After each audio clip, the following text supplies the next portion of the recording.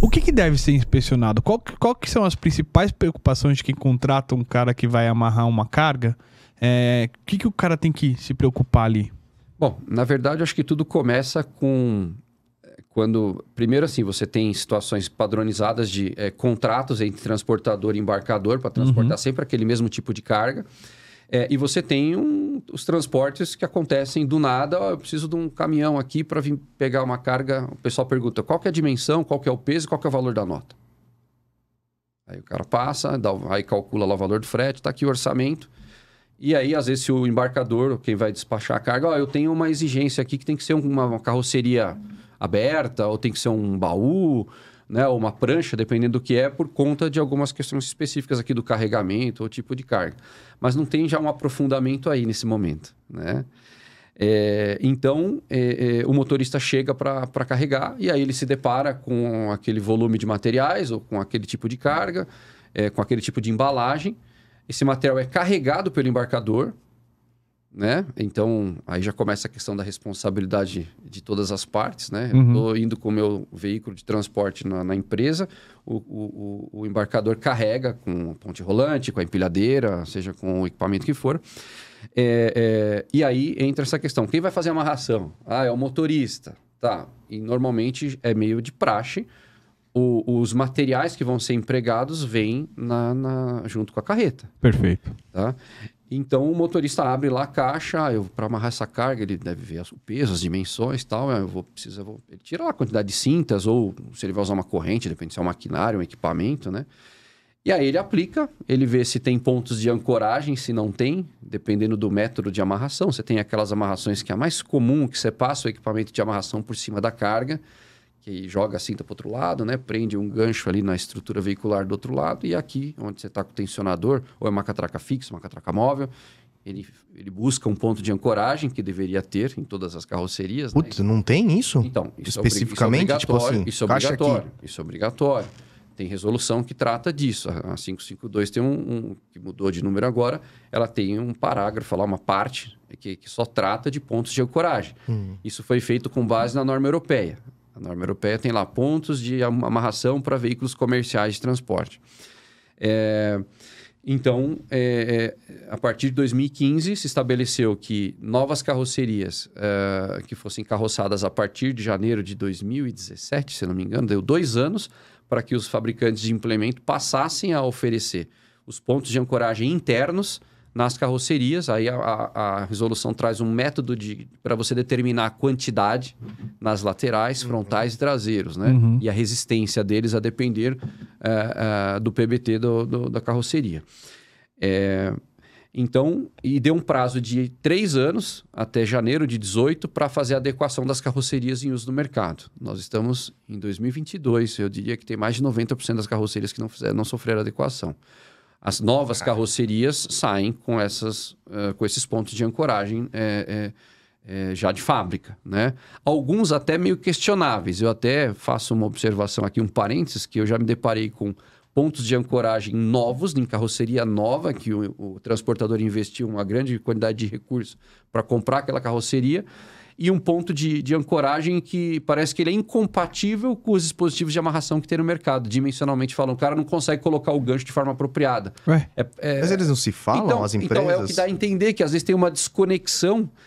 O cara faz ali, não sabe engenharia, não sei, tá? É difícil falar assim, mas eu penso que quando você se depara com uma situação dessa, um negócio novinho, aí você fala, o que você tem para amarrar? Eu tenho cintas com ganchos tipo J, eu tenho correntes com gancho com trava de segurança, que tem tudo catalogado no catálogo de qualquer fornecedor, de qualquer fabricante.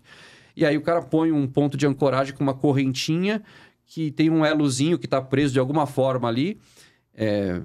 Tem uma resistência, porque é feito um teste, mas você não consegue engatar o gancho, não entra no olhal. Nossa, imagina a correria do cara sair. É menor que o gancho. Cara, não entra. Aí o cara foi buscar carga pra transportar, e vai assim mesmo. Aí eles dão um jeito. Aí entra o jeitinho. Aí entra o jeitinho e o seu risco vai lá em cima. Porque na hora que isso é solicitado numa frenagem, numa curva, num aclive, num declive, numa aceleração, quando a força é transferida para o equipamento, que por sua vez está ancorado na carroceria e na carga, isso falha. E aí o que ele deveria evitar acaba não acontecendo. Né? Então, assim, voltando aí, concluindo e voltando no tema da pergunta, a inspeção deveria ser feita pelo dono do equipamento.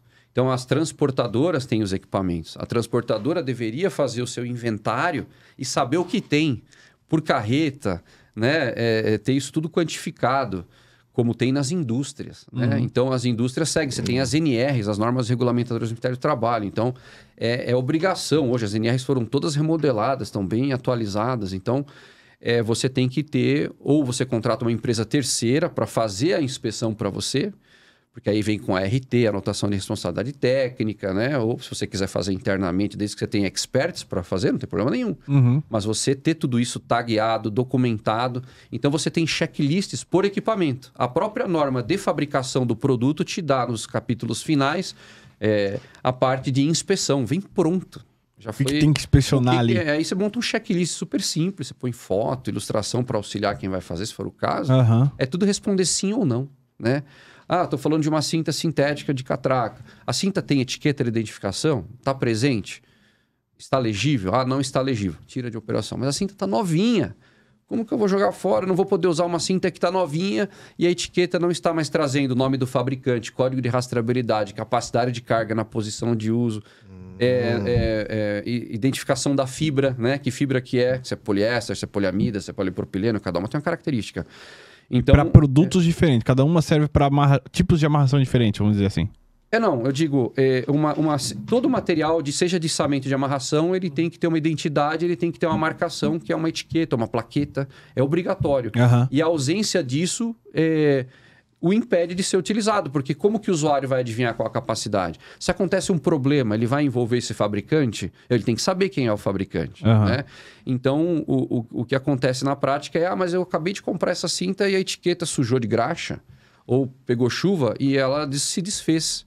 Então, você chama o teu fornecedor, fala, fornecedor, eu quero uma etiqueta plastificada, eu quero uma etiqueta resistente. Então, tem as empresas que oferecem até na hora de comprar, né? Não, mas isso é na hora de comprar. Aí a gente volta naquilo que eu falei, as especificações de compra são muito frágeis. Eu quero cinta de amarração de 5 tom por 8 metros. Só se fala isso e manda isso para o mercado. Entendi. Mas tipo de gancho que você precisa? Você tem um texto que tipo de todo coisa que você coloca de especificação técnica, amarra a norma de fabricação. O fabricante tem que fazer ensaio por lote. Entendi. A cada X peças produzidas, ele tem que romper um material aleatório do lote. Se ele tem ISO, é um cenário. Se ele não tem ISO, é outro cenário. Então, assim, isso tudo está pronto, isso tudo existe. Mas os usuários parece que desconhecem nessa área de transporte de amarração. Ou será que é um custo alto ou não? Assim, claro, quanto mais você avança para você trabalhar dentro de norma e tudo mais, você tem um produto mais elitizado, um produto testado, mas como qualquer setor. Como qualquer setor, é o que está dentro do regulamento. Por isso que eu acho que tinha que ser regulamentado igual a esse exemplo que você deu, de fábricas, por exemplo. E outra, quem que fiscaliza que tem essas normas, essas leis, assim? Então, você não tem. Na verdade, você fica sujeito... O sistema de amarração, acho que você fica muito sujeito a um inspetor de uma PRF, de uma polícia e tal. Quando para um veículo numa rodovia, eles devem ter os treinamentos internos dele para conhecer as resoluções do CONTRAN, porque é em cima disso que são feitas as verificações e os não cumprimentos fica sujeito a alguns artigos que tem no Código de Trânsito Brasileiro para aplicar uma autuação. Acredito que você tem pessoas, inspetores qualificados, seja nas forças policiais que fazem a fiscalização, mas não são todos que são especialistas em amarração. Então, aquele vistaço geral, você não está atendendo isso, você não está atendendo aquilo, né? Mas não se tem algo hoje qualitativo para ir nas fábricas para fazer... Você está fazendo dentro da norma? A norma técnica, ela existe. Se você é um fabricante de produto, você decide se você quer cumprir ou não. Você pode fabricar um produto que tem alguns atributos que você não atende àquela normativa. Se o seu produto for aplicado para o fim que e acontece um sinistro, um problema, vai ter uma investigação, teve uma perda, um dolo, isso vai para um tribunal, em algum momento um perito vai ser chamado, vai fazer uma investigação e vai se apurar. Esse material não está conforme. E aí se atribui a responsabilidade e vai chamar esse fabricante para responder. Se souber quem é, né? Souber quem é.